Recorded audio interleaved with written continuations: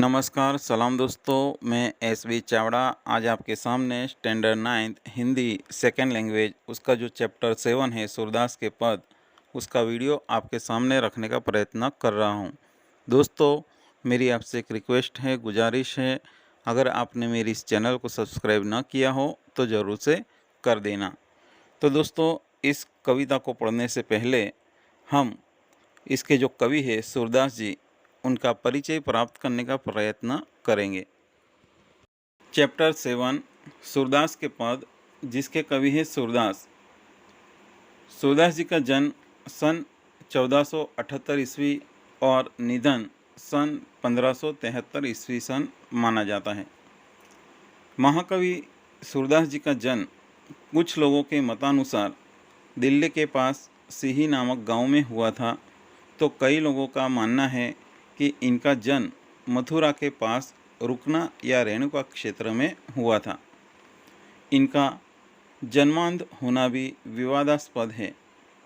वल्लभाचार्य इनके गुरु थे और उनकी प्रेरणा से वे श्रीनाथ जी मंदिर में कृष्ण की लीलाओं से संबंधित पदों की रचना करते थे।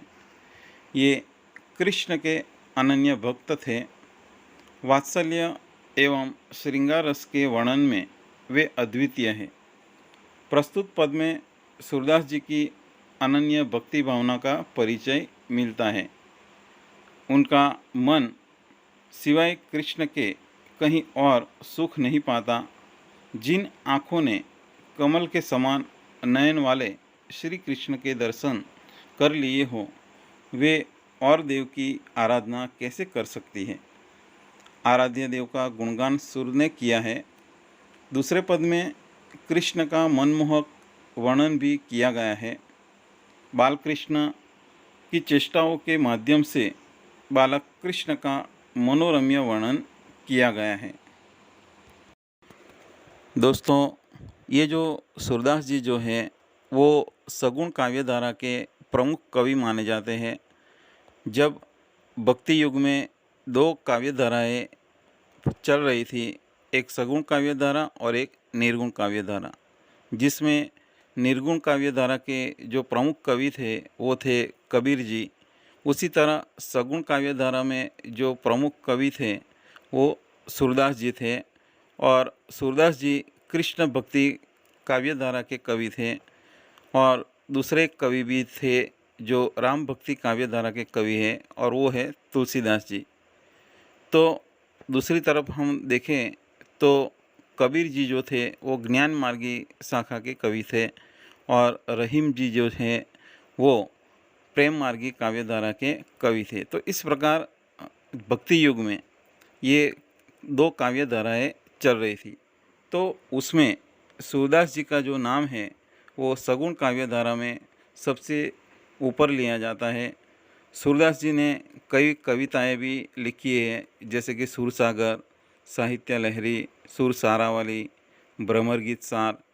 तो ये जो सारी कविताओं में उन्होंने कृष्ण से रिलेटेड भक्ति भावना उन्होंने व्यक्त की है। तो दोस्तों, अब हम सूरदास जी के ये जो दो पद हैं उसे पढ़ने का प्रयत्न करेंगे।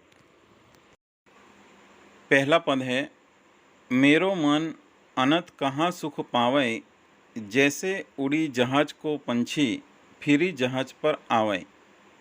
कमल नयन को छांडी महात्म और देव को द्यावै, परम गंगा को छांडी पियासो दूर मति कुब खनावे।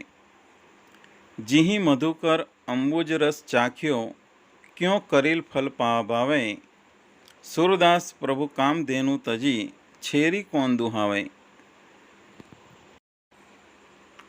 इन पंक्तियों को अगर हम समझें तो यहाँ पर पहली जो लाइन है उसमें सूरदास जी कहते हैं कि मेरो मन अनंत कहाँ सुख पावे।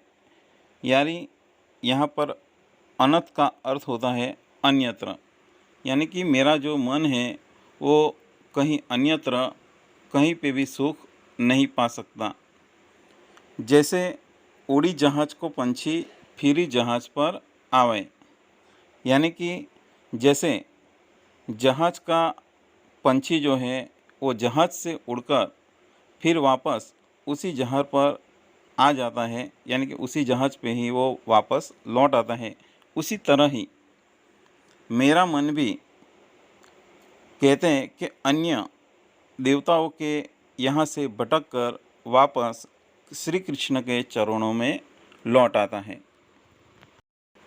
कमल नयन को छांडी महात्म और देव को द्यावय। यहाँ छांडी का अर्थ होता है छोड़कर और महात्म का अर्थ होता है महिमा, जबकि द्यावे जो है उसका अर्थ होता है ध्यान धरना। यानी कि इस लाइन में सूरदास जी ये कहते हैं कि कमल नयन रूपी श्री कृष्ण की महिमा को छोड़कर वो किसी और देवता का ध्यान कैसे कर सकते हैं। परम गंगा को छांडी पियासो दुर्मति कुब खनावे। यानी यहाँ पर परम जो शब्द है उसका अर्थ है श्रेष्ठ। दुर्मति, दुर्मति का अर्थ होता है मूर्ख, और कूप यानी कि कुआं, और खनावे यानी कि खुदवाए। यहाँ पर सूरदास जी ये कहते हैं कि यदि कोई प्यासा व्यक्ति पवित्र गंगा जल को छोड़कर अपनी प्यास बुझाने के लिए वो अगर कुआं खुदवाए तो उसे मूर्ख ही कहा जाएगा। जी मधुकर अम्बुज रस चाख्यो। मधुकर यानी कि भंवरा और अम्बुज रस यानी कि कमल का रस। कहते कि जिही मधुकर अम्बुज रस चाख्यो क्यों करील फल भावे। करील का अर्थ होता है कांटे वाला फल। यानी कि जिस भंवरे ने, यानी कि जो भंवरा है जिसने कमल के रस का स्वाद कर लिया हो, उसे कांटों वाले फल का रस कैसे अच्छा लग सकता है। सूरदास प्रभु कामधेनु तजी छेरी कौन दुहावे। यानी सूरदास जी कहते हैं कि मेरे तो जो प्रभु है, ईश्वर है, वो कामधेनु के समान है। कामधेनु का अर्थ होता है कि हमारी जो इच्छा पूर्ति करने वाली गाय। यानी कि ये जो ऋषि मुनियाँ जो होते थे उनके पास कामधेनु गाय हुआ करती थी, और वो अपनी इच्छा पूर्ति के लिए उसके पास जो भी कुछ मांगते, ये जो गाय है उनकी इच्छाएं पूरी करती थी। तो यहाँ सूरदास जी ये कहते हैं कि मेरे प्रभु जो है वो कामधेनु के समान है, वो भी मेरी इच्छाएं पूरी करते हैं। उन्हें छोड़कर छेरी कौन दुहावे। यानी कि उन्हें छोड़कर, छेरी का अर्थ होता है बकरी। कहते हैं कि कामधेनु रूपी ईश्वर को छोड़कर बकरी रूपी जो प्राणी है उसे कौन दोहेगा। यानी कि जो कृष्ण की भक्ति है वो कामदेव से भी, यानी कि कामधेनु से भी ज़्यादा महत्वपूर्ण है, और ये जो अन्य भक्ति है उसे बकरी के दूध के समान यहाँ पर गौण यानी कि मामूली समझा गया है।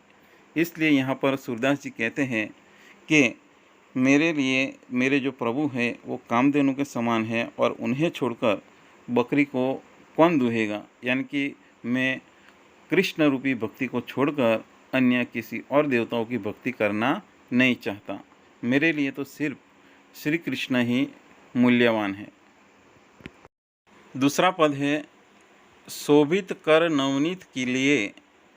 शोभित कर नवनीत लिए गुटुरुनी चलन रेणु तन मंडित मुख दधि लेप किए चारों कपोल लोल लोचन गोरोचन तिलक दिए लट लटकनी मनुमत मधुपगन मादक मधु ही पिए कठोला कंठ वज्र केहरी नख राजत रुचिर हिए धन्य सूर एकोपल इहीं सुख का सतकल्प जिए। शोभित कर नवनीत लिए, यानी कर यानी कि हाथ, और नवनीत का अर्थ होता है मक्खन।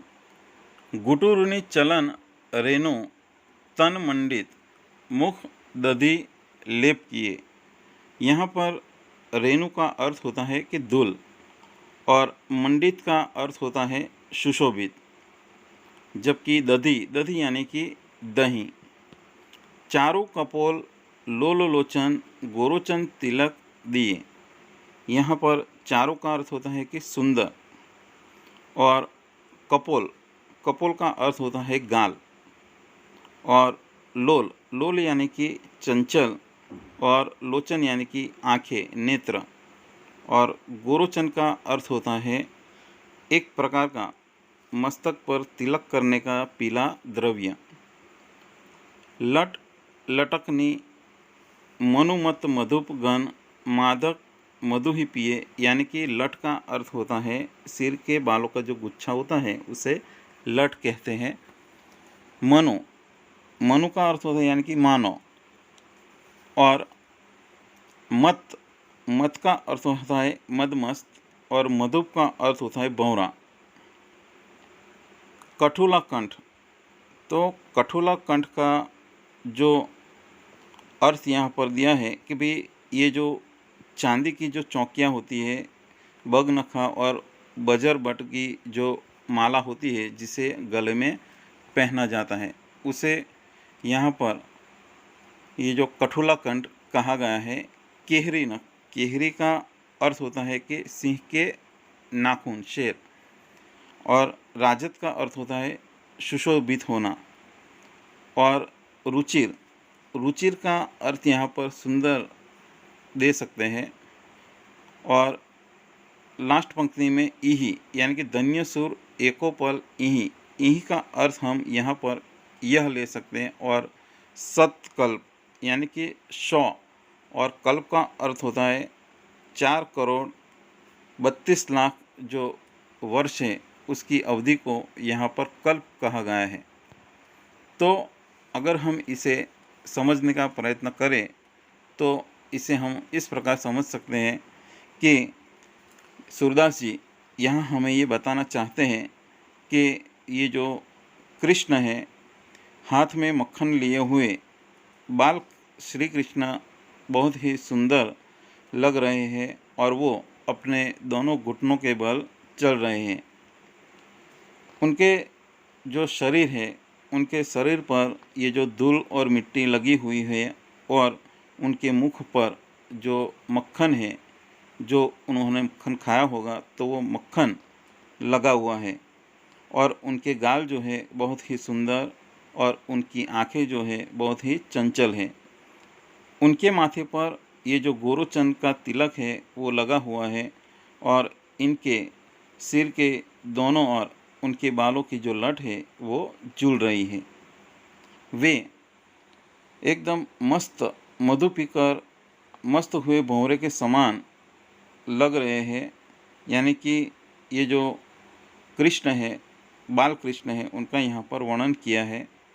गले में पहनी हुई चांदी की चौकियाँ, बगनखा और बजर बट्टू की जो माला है वो उनके गले में सुशोभित हो रही है। सूरदास जी इस सब को देखकर कहते हैं कि बाल कृष्ण की इस प्रकार की छवि को देखने का सुख एक पल के लिए भी अगर मिल जाए तो मेरा जीवन जो है वो एकदम पवित्र और धन्य हो जाएगा। फिर 100 कल्प तक जीने की मेरी कोई इच्छा नहीं रहेगी। यानी मुझे और जीने की इच्छा नहीं है, क्योंकि अगर मुझे इस प्रकार के कृष्ण के दर्शन अगर मुझे प्राप्त होते हैं तो मुझे और जीने की अभिलाषा नहीं है। तो इस प्रकार यहाँ पर कवि सूरदास जी ने ये बाल कृष्ण जो है उनका बचपन का जो वर्णन है हमारे सामने रखने का प्रयत्न किया है। अब हम स्वाध्याय देखेंगे। उसमें पहला प्रश्न है, एक एक वाक्य में उत्तर लिखिए। पहला प्रश्न है, जहाज का पंछी जहाज से उड़कर फिर कहाँ आता है? तो उसका आंसर है कि जहाज का पंछी जहाज से उड़कर वापस जहाज पर ही आ जाता है। दूसरा प्रश्न है, सूरदास के मधुकर को करील फल क्यों नहीं भाता? तो उसका उत्तर है कि सूरदास के मन मधुकर को करील फल इसलिए नहीं भाता क्योंकि उसने कृष्ण की भक्ति रूपी अम्बुज रस को चख लिया है, इसलिए। तीसरा प्रश्न है, बाल कृष्ण के मुख पर किसका लेप किया हुआ है? तो बाल कृष्ण के मुख पर ये जो उन्होंने मक्खन खाया हुआ है, तो मक्खन का लेप लगा हुआ है। आगे का प्रश्न है, चौथा प्रश्न, सूरधन्य क्यों हुए? तो उसका आंसर है कि सूरधन्य इसलिए हुए क्योंकि उन्हें कृष्ण की यानी कि श्री कृष्ण की दुर्लभ छवि के दर्शन प्राप्त हो गए हैं, इसलिए।